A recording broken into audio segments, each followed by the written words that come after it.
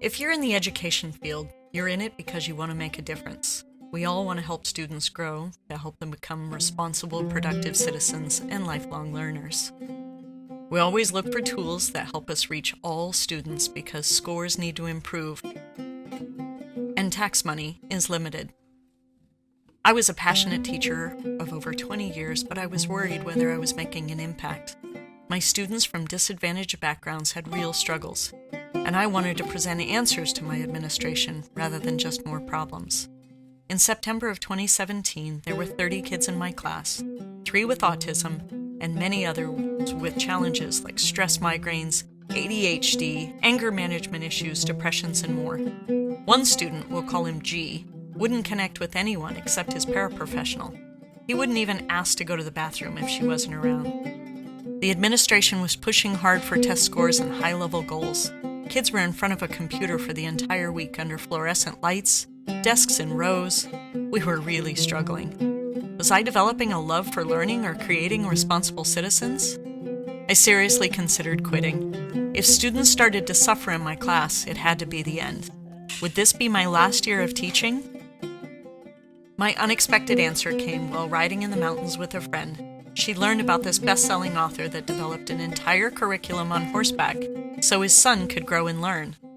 Months later, this same guy was in town to conduct a training, and so I took a personal day, and I went. When Rupert Isaacson walked up, I was skeptical. He looked like a surfer in dusty cowboy boots. He had no notes, no PowerPoint, no workbooks. I sat down with my arms crossed and my mind closed. And 30 minutes later, my passion for teaching was back and my mind was on fire. All of the instructions seamlessly transferred to my classroom. I was instantly cooking up ideas on how to apply these simple strategies for my kids. The course finished Sunday, and on Monday I started to work. We did a math warm-up playing Duck, Duck, Goose, skip counting and reviewing multiplication. We were outside, running and playing. Suddenly, kids are having fun doing math. And it took just as long as the usual math warm-up. But the mood it set for the following lesson and the rest of the day was different. I heard the words every teacher dreams of hearing, students saying, "I love math." Immediate positive change was evidence. And now for G. He was fascinated by sea animals and art. Using my newfound movement method skills, I looked at G's beautifully designed octopus drawing, and I called it a starfish. I sought to provoke a response. What I got was a total meltdown. He couldn't get over it for the entire day, and I felt like a failure, like a horrible person causing such heartbreak. I'd figured I'd tried and I'd failed. But the next day everything changed. He began to participate in class and engage with me, something he'd never done in 5 years of formal schooling, and all because I'd allowed him to correct me. Failure in self-advocacy? I think not. So here's the brain science of it all. Children with and without neurological challenges can't learn under stress. Science shows that the prefrontal cortex shuts down under stress, and behavior appears, avoidance, no reasoning, just shutdown. A stressed brain is bombarded with cortisol, the brain chemical that by design shuts down the intellect.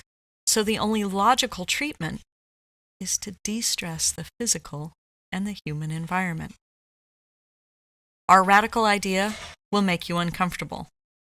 Because we in the industrialized world have this pathological aversion to indulging a child. We fear that we're raising an insufferable, spoiled tyrant that will never have any friends or a career because they're imperious and self-centered. And so, we insist that our kids get with the program, and we reward kids acting the most like tiny adults, the ones that are results-driven and organized.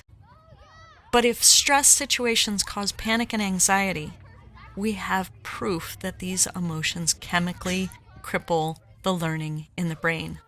So where's the hope? The body's antidote to cortisol is oxytocin. It's the feel-good hormone. It's the love and safety and communication hormone. And now we know how to optimize our own body's production of oxytocin. And are you ready? Because it's not in the brain, but in the rhythmic, swinging motion of our bodies. Think about it. What do we do to soothe a crying baby? We rock the baby, rhythmically back and forth, and we swing and bounce and rock that baby, and maybe we throw in a little spin. And suddenly, We're dancing. Dancing, walking hand in hand, swinging arms, laughing with our friends on the swing set.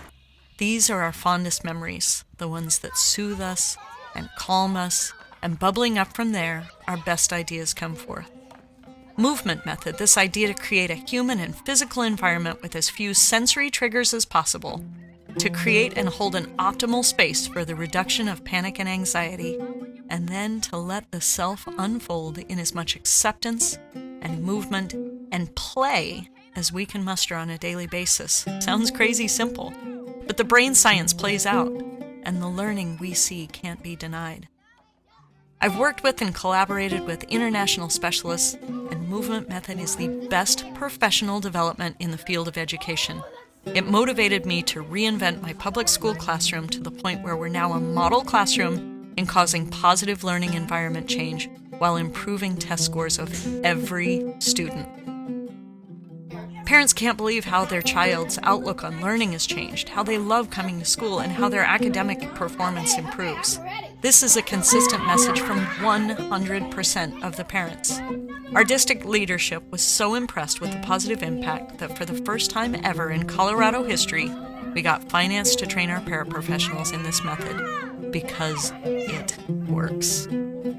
Other districts and international schools are eager to move forward and allow their schools to follow us in our innovative footsteps. I have case study after case study presenting evidence of the positive impact, and I've only just begun. Movement methods should be implemented in every school and teaching environment. Our dangerous idea is for this respect for the physical and psychological need for a developing brain to unfold in a space of serenity, and an absence of sensory and emotional triggers in movement is anything but an indulgence. It's the only logical, intelligent, and humane path.